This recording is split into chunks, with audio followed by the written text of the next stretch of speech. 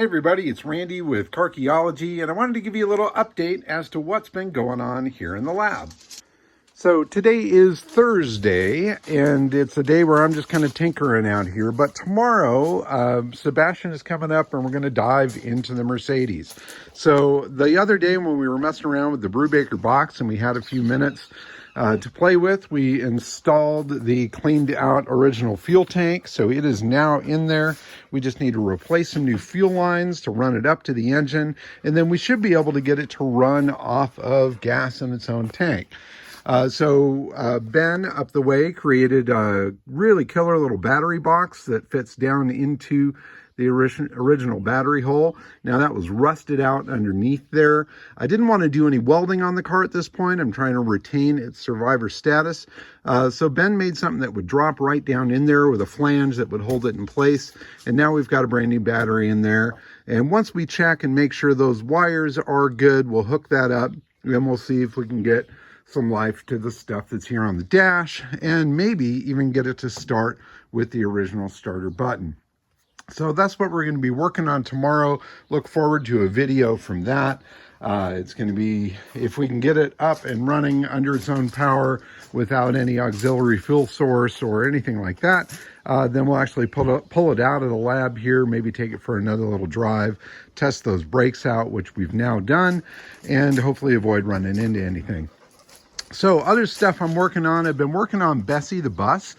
I've got it out of the garage right now. I've been removing some of the items that were added by the previous owner. I've stripped the roof rack of all of the gadgets and goodies and plates and things like that that were on it. There was a big dent in the driver's side door. I've popped that out. I'm cleaning up the wheels. I need to replace a couple of hubcap clips on this particular wheel because it keeps losing the cap.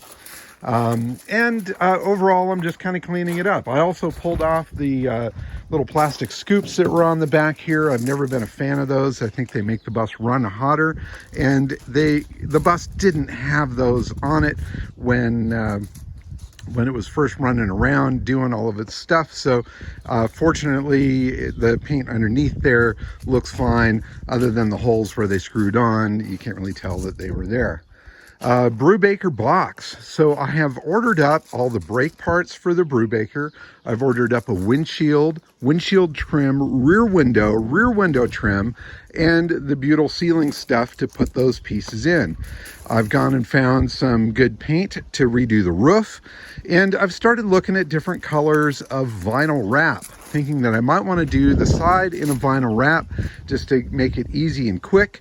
But what I'm realizing is that the majority of the wraps that are out there are a really, really fine metallic, and I'm not really stoked with that. I'd like to do something that's got a real heavy metal flake, so I might end up just painting it. But I did get a sample of a really bright, crazy green. Let me see if I can find that here. This was one that the local wrap shop had, and that might be pretty awesome on there. So it's a thought. I may go ahead and finish body work and do the vinyl wrap in something like that, or I might just go ahead and do a heavier metallic, which I think would be more fitting to the period. And while that green is cool, it's not quite the green that was on it. And quite frankly, I think there's better ones out there than this. So if you've got a source for either good vinyl wrap that is in a metal flake finish, please let me know, because I'd like to experiment with that. I think that might be a good way to do it quickly, give it some color, and also deal with some of the minor imperfections that the fiberglass body has. I'd hate to go through all the effort of body paint finish, all of that, and then just have it crack up like it's been doing. And I'm anxious. I really want to get this thing on the road, and maybe I'm rushing it. Maybe I shouldn't. Maybe I should just take the time to do the body work right, get it painted, and so on and so forth. Let's see, other stuff that's going on here. I've got the Rosensteel coupe out. I was moving it around the other day, and I decided to leave the cover off of it for a bit since the weather is nice, and I can sit and stare at it, and it can tell me what needs to be done. So I have picked out a paint color for the car. In fact, I've even got the paint to paint it, and so I may dive into that soon. at least to get paint on the inner surfaces and that sort of thing, and then start doing finished body work. This is another car that I'd like to just get physically on the road, source things out, make sure that everything is going to fit and function right once it's on the road. And then maybe I'll go after full finish body work at that point. But in the meantime, I have picked a color. It's a really nice gray. I want to do something real subtle because I think the modifications of the car will carry just about any color, and it doesn't need to be a bright candy or anything crazy. I think it'll draw more attention with a muted tone, and it'll look a little bit more serious. So that's on the deck of something to do. Pearl, the 41 Caddy. I've got Pearl up for sale. So if you know anybody that's looking for a 41 Cadillac, I think we're just going to cut it on this. Let somebody take it from here. You can see past videos to see how far we've taken it. And if you have any interest in taking it across the finish line and making it yours, please let me know. We have had some interesting trade offers. There might be a possibility of trading it for a cool Chevy truck that a good friend of mine sounds interested in. I don't know. We may end up doing some horse trading, but it's time. It's time for Pearl to find a new home. I've really spent all of my energy on it. We've got it much farther than it was before, and I don't really feel the pressure to finish it and do it up as I originally planned. There's much more exciting things here in the lab now that are pulling at me. You know, the Rosensteel, the Brubaker box, Bessie the bus, and by God, the Mercedes. I really want to spend time with the Mercedes. So it's okay for me to not finish a project, and I would urge that it's okay for you to approach things the same way. There's no sense in beating yourself up if you are not finishing something that you start. You know, I'm here doing this for me.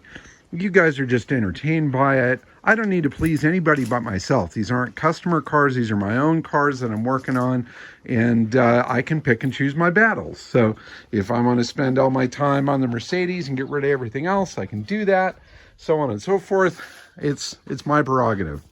Oh, but when you've got several things going on, as I always do, I'm always looking for parts for the things I need. So one of the projects I picked up recently was the early Mini Cooper, and the engine for that was completely disassembled, and so I've been looking for a complete engine in the subframe that's ready to go, and I scored this one yesterday locally for an absolute song.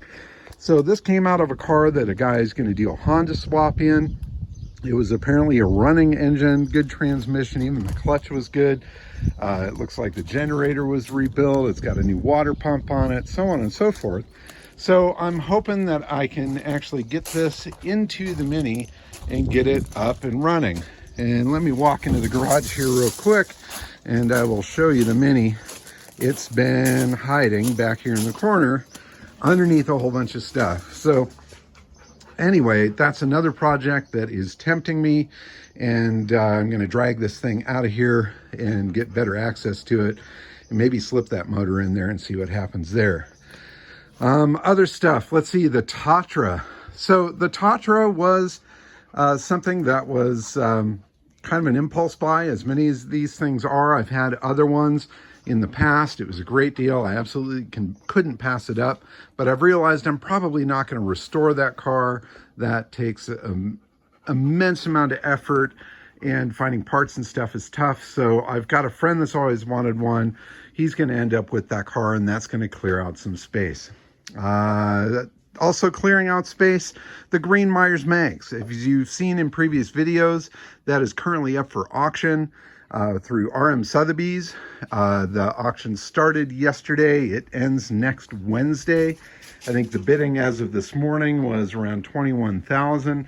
It's got a bit to go before it hits reserve, but I'm pretty confident that this car is going to find a home through that sale, as well as a motorcycle that I've got listed as well. So we'll get that out of here. We'll get the Tatra out of here. I'll break the Mini free here, so I've got access to the front of it, so I can get an engine in it.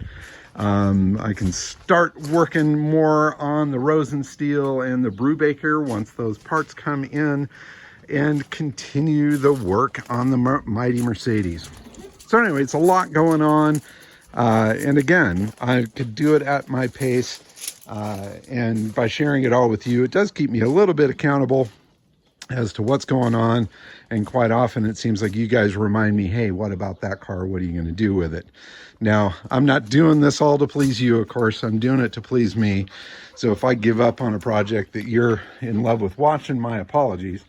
But I'm going to do what I want to do. And I've told people again and again and again, my favorite car is always the next one. And I'm at a point now with the channel and with my business connections and that sort of thing, some really interesting cars end up coming my way. And it's hard to say no, especially when there's something like the Brubaker that I've wanted since I was a little tiny kid.